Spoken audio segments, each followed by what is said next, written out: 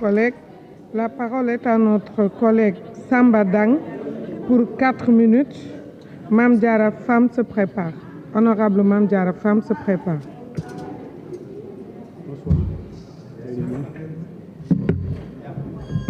Auzu billahi minash shaitanir rajim. Bismillahir rahmanir rahim. Wa salatu wa salamu ala rasulillahi sallallahu ta'ala alayhi wa sallam. Madame le ministre, messieurs les ministres, mesdames et messieurs les collaborateurs des ministères concernés, chers collègues, veuillez recevoir nos salutations les plus distinguées.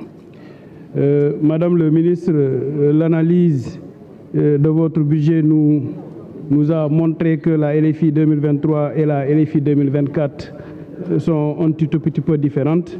En 2023, on avait 3 programmes comme 2024, mais on avait le développement de l'emploi qui n'est plus dans le programme 2078.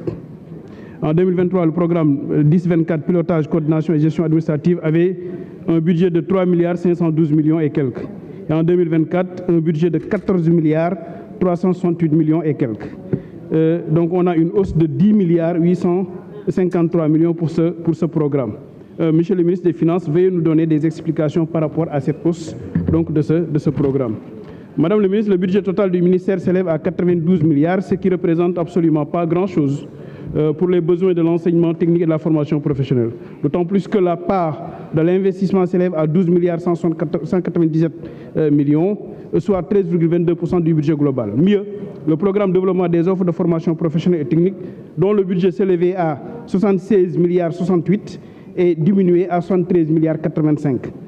Monsieur le ministre des Finances, qu'est-ce qui explique cette contradiction par rapport donc à votre politique, surtout dans l'axe 2 du PSE, d'où le développement du capital humain, l'amélioration du niveau d'études et de compétences occupe une place importante. Paradoxalement, il n'est pas le cas dans le budget, parce qu'on a vu qu'on diminue le budget par rapport donc, à la formation donc, de l'être humain, parce que ce qui est plus grave encore est que le ministre se nomme ministère des Finances, ministre de la formation professionnelle, de l'apprentissage et de l'insertion. Mais paradoxalement, il n'y a pas de programme spécifique à l'insertion. Et les conséquences, c'est quoi? C'est qu'après la formation, donc, le diplômé n'arrive pas à trouver un emploi, donc n'arrive pas à s'insérer dans le tissu économique. Moi, je pense qu'il faut revenir sur le triptyque donc, de la chaîne de valeur, donc c'est-à-dire le secteur primaire, le secteur secondaire et le secteur tertiaire. Donc le secteur primaire, comme on l'a dit l'autre jour avec le ministère de l'Agriculture, création donc, de la matière première. Ensuite, le secteur secondaire, transformation donc, par rapport à cette matière première. Et c'est à ce moment-là que ce ministère-là va venir se loger parce que nous formons des gens qui vont intervenir à partir de là-bas. Mais si le secteur secondaire est sauté, que l'apprenant donc, est formé, mais il n'a pas là où s'insérer, là où exercer un métier, ça pose énormément de problèmes. On forme dans les lycées techniques, on forme dans les ISEP, mais après quoi? Après, ils deviennent des jacartemans parce qu'il n'y a pas un emploi qui est là qu'on peut prendre.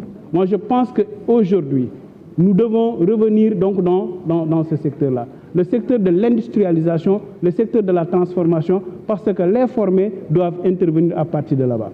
Donc, Madame le ministre, nous savons que l'objectif c'est quoi? C'est orienter 30% donc, du cycle fondamental vers le cycle professionnel.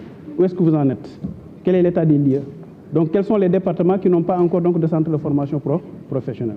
Donc nous attendons par rapport à ça, parce qu'il y a des jeunes départements comme le département de Malem Hodar, le département de Birkelane, le département de Koungheul et les autres départements dans les 3 régions qui sont nouvellement créées, qui ont besoin donc de lycées techniques. Concernant le département de Birkelane, le centre de formation professionnelle devrait être érigé en un lycée technique pour le renforcer et donc mieux l'outiller par rapport donc, aux besoins de formation donc, du département. Je vous remercie.